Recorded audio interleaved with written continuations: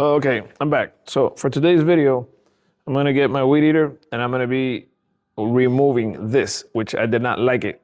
This is, instead of using the regular string that goes on the head, I removed that one and purchased this one on Amazon that has 1, 2, 3, 4, 5, 6, 7, 8, 9, 10, 11, 12, probably about 20 of these things. Well, let me tell you first before I change it, that in my opinion and for my application, it sucked. It bugged down this machine, and this is not even like a residential. This is a commercial Echo, which has a lot of power. It's not the biggest one of all, but it does have a bunch of power. Let me see what model this is. This is the SRM2620T. So it's, I guess you could say it's a mid-grade or something like that, but yeah, it's definitely not a little weak residential one. And it was struggling when it had all of these things, which was about 20 of them. So I got the cutting disc and I took off almost all of them. I removed, let me see, 6, 12. Oh yeah, I removed 12. 18 of them I removed. And I left only, as you can see, 6 of these wire things. Took off 18 and left 6. And even like this, it just doesn't work properly. And on top of that is whatever it hits is really violent. You know, if you're going up against a house or something, you're just completely, I mean, I knew it was gonna be a wire thing and it was gonna be more abrasive and everything, but it's really not good. I can't even think of what application this would be for, because if you're even going into a dense area, almost like a little forest that you want to clear, you probably wouldn't even want this. You definitely want this on top of other heavier equipment that you're riding on, you know? So I really have a complaint about this, that in my opinion, it sucks.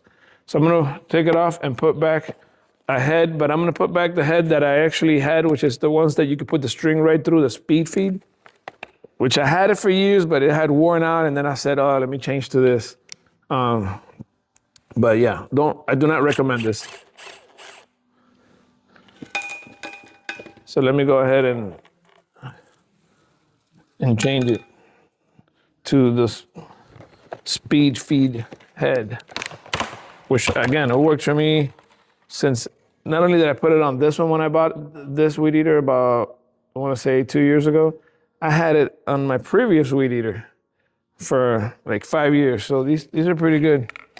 But eventually it you know, wore out the head right here, which I could have bought a replacement, but I thought to myself, oh, these things look cool. Let me try this. Yeah, that was a bust. So let's go ahead and see. When you buy these, by the way, which I'll put a link in the bottom in the description, it comes with a bunch of different type of fittings right here, because you know it comes made for different type of weed eaters.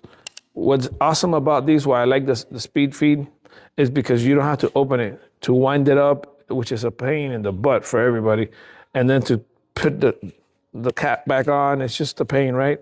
So with these, you never open it. With these, you turn this, you know how it goes into different positions, till you see the hole, it aligns, that you can see the sunlight coming out the other side. And then you get your wire, you feed it through, you know, you get like 10 feet of wire, whatever you're gonna be, you know, fits in here, and you feed it through. And once it's all through, you have like, let's say 5, 6 feet on each side, you start turning it and it winds it. I'll show you right now how when I turn it, see right now how it's about 6 inches. As I turn it, see how it's going in?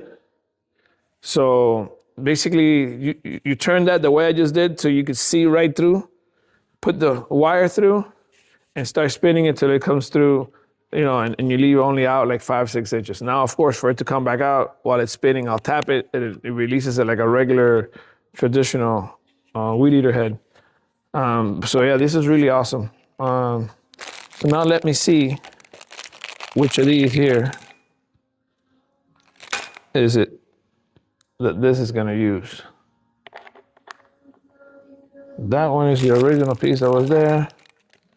And then see, due to the threads, it comes with different pieces of this, in case you gotta change it. which in this case, I think this one is the one that fits right here. Hold on, let's try it out. Yeah, that's it. And by the way, it's the way this is done so it doesn't come loose while you're spinning. It's reverse thread, so you tighten it to the left. Okay, let me take it off again.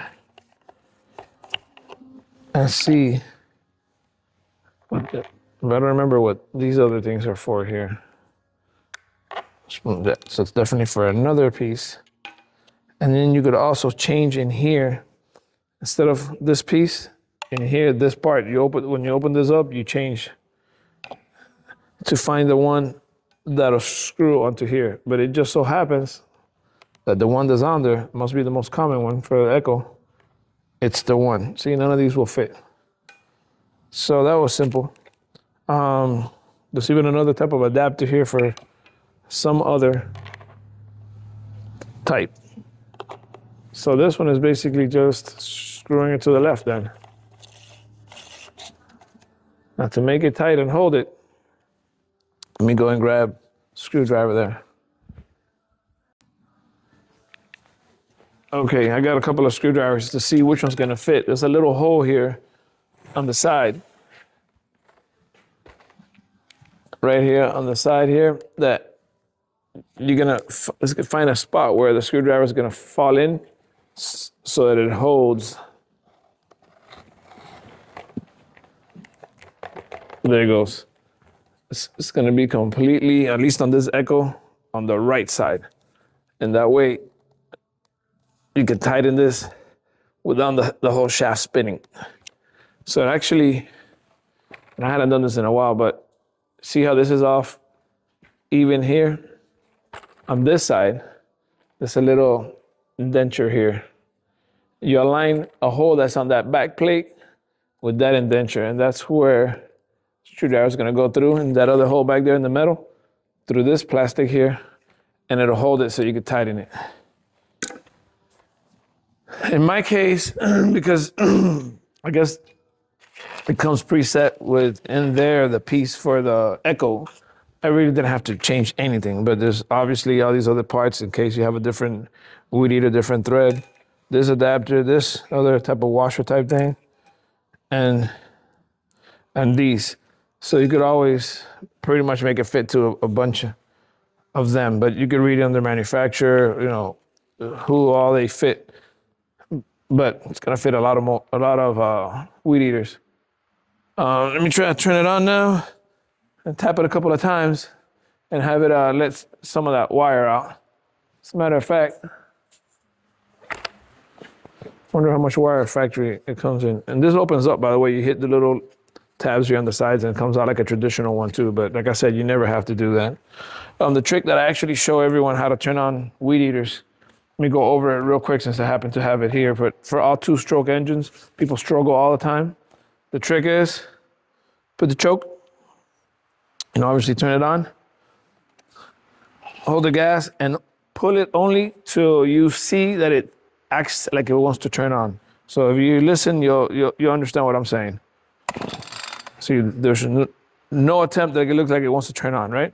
Normally it takes a few, but I just wanted to explain how the sound's gonna be.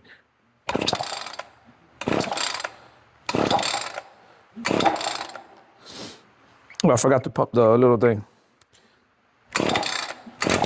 There it goes. You saw that little, like, to want to turn on? Now, take off the choke, keep on holding the throttle here, and that's it. So how easy it's, once you hear that it wants to turn on, that's the trick. You have to remove the choke or you actually flood it, okay? Let's try it again. Put it back on choke. See, turn on and off right there. Now, choke off. And that's it. Now, it did that to me because I didn't give it enough gas. I was just trying to show you how it idles, but